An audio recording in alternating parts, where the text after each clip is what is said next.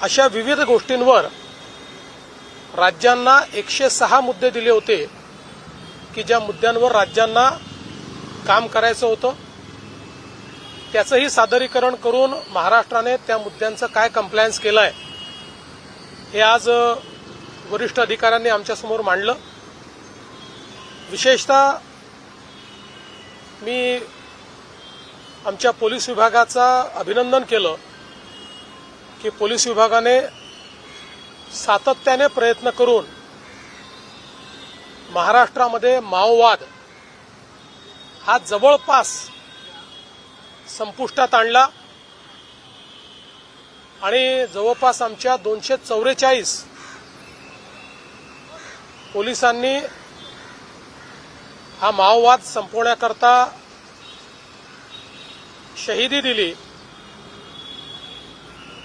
पण आज एक प्रकारे महाराष्ट्र माओवादापासून मुक्त करण्याचं काम केल्याबद्दल पोलिसांचं मी अभिनंदन देखील केलं आणि ज्या ज्या लोकांनी किमान 3 वर्ष C60 हा जो आपला फोर्स आहे माओवादाच्या विरुद्ध लढणारा त्यामध्ये काम केलेलं आहे त्या सगळ्यांना C60 मेडल हे देण्याचा निर्णय आज या ठिकाणी मी घोषित केला आहे। दुसरा आमचा प्रयत्न असा आहे की आपल्याकडे तंत्रज्ञान फार मोठ्या प्रमाणात आहे। विशेषतः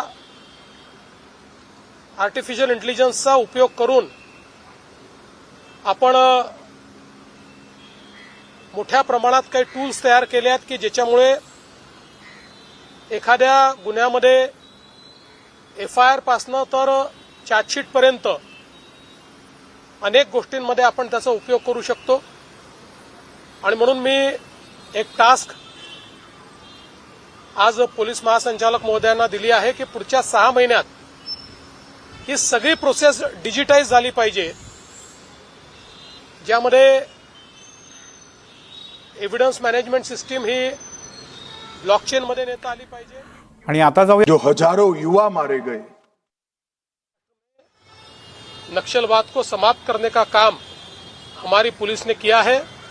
प्रधानमंत्री मोदी जी और गृह मंत्री अमित शाह जी इन्होंने जो देश को वादा किया था उसको अंजाम तक ले जाने का काम ये महाराष्ट्र में हमारी पुलिस ने किया है।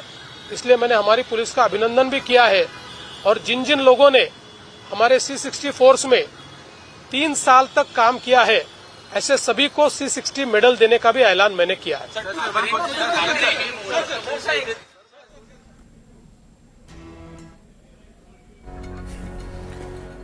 तुषार दोषी हे रजेवर गेलेले आहेत असं मुख्यमंत्री देवेंद्र फडणवीस यांनी सांगितलं।